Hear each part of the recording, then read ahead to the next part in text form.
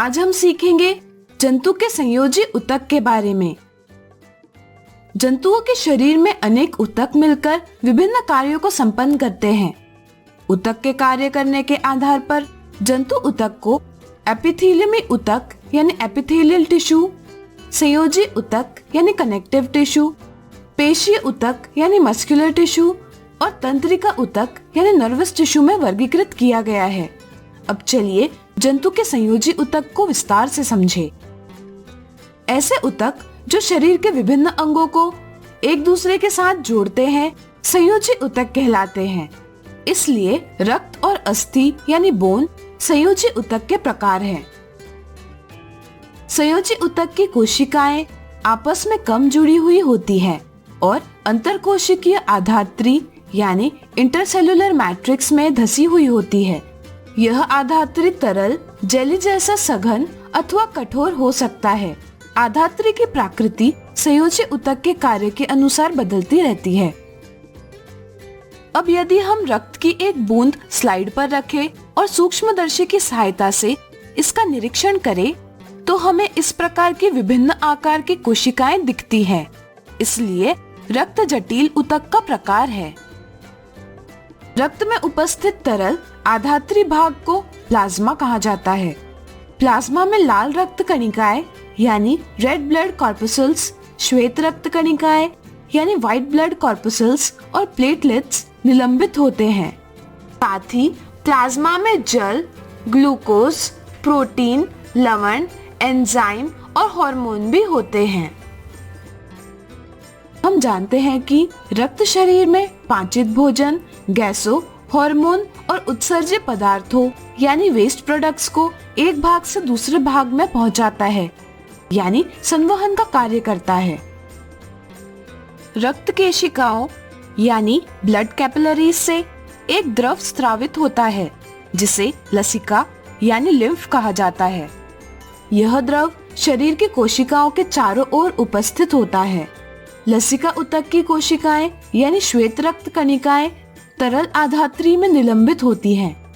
लसिका शरीर को रोग प्रतिकार शक्ति यानी इम्यूनिटी प्रदान करता है। हम जानते हैं कि अस्थि भी शरीर के विभिन्न अंगों को एक दूसरे से जोड़ता है, इसलिए अस्थि भी संयोजी ऊतक का प्रकार है। अस्थि कोशिकाओं यानी ऑस्टियोसाइट कैल्शियम और फास्फोरस से बनी आधात्री में धसी हुई होती है। इसलिए यह आधात्री कठोर होती है, जिसके कारण यह ऊतक कठोर एवं मजबूत होता है। इसलिए हम अस्थि को मोड़ नहीं पाते। अस्थियां पंजर यानी फ्रेमवर्क का निर्माण करती है जो शरीर को आकार प्रदान करता है और अंगों को गति प्रदान करने में सहायता करते हैं। इसी के साथ यह मांसपेशियों और शरीर के मुख्य अंगों को सहारा भी प्रदान करते हैं। दो अस्थियां एक दूसरे के साथ स्नायु यानी अस्थिबंधन तंतु द्वारा जुड़ी हुई होती है। इसलिए स्नायु भी एक प्रकार का संयोजी ऊतक है। स्नायु में बहुत कम आधात्री होती है जो अस्थि को अन्य अस्थियों के साथ जोड़ती है। स्नायु बहुत लचीला और मजबूत होता है। अस्थियां और मांसपेशियां एक दूसरे से कंडरा यानी टेंडन द्वारा जुड़ी हुई होती है। इसलिए कंडरा भी संयोजी ऊतक है। यह एक मजबूत रेशेदार और सीमित लचीलेपन वाला ऊतक है। इसी प्रकार उपस्थि यानी कार्टिलेज भी संयोजी ऊतक का प्रकार है। हमारे कान, नाक, कंठ यानी लैरिंक्स और श्वास नली यानी ट्रकिया में उपास्थि उपस्थित होता है। इस ऊतक की कोशिकाएं यानी कॉन्ड्रोसाइट लचीली होती है और इनके बीच में पर्याप्त स्थान होता है। इसलिए हम उपास्थि को आसानी से मोड़ सकते हैं तथा इसकी कोशिकाएं प्रोटीन और शर्करा यानी शुगर से निर्मित आधात्री में धसी हुई होती है। उपास्थि अस्थियों के जोड़े को चिकना बनाती है तथा विभिन्न अंगों को आकार और सहारा देता है। हमारे शरीर की त्वचा और मांसपेशियों के बीच रक्त नलिका के चारों ओर तथा तंत्रिका यानी नर्व्स और अस्थि मज्जा यानी बोन मैरो में एरियोलर संयोजी ऊतक उपस्थित होता है। इस ऊतक की कोशिकाएं आपस में कम जुड़ी हुई होती है और जेली जैसे आधात्री में धसी हुई होती है। यह ऊतक अंगों के भीतर उपस्थित खाली जगहों को भरता है और साथ ही आंतरिक अंगों को सहारा प्रदान करता है तथा ऊतकों की मरम्मत करने में सहायता भी करता है।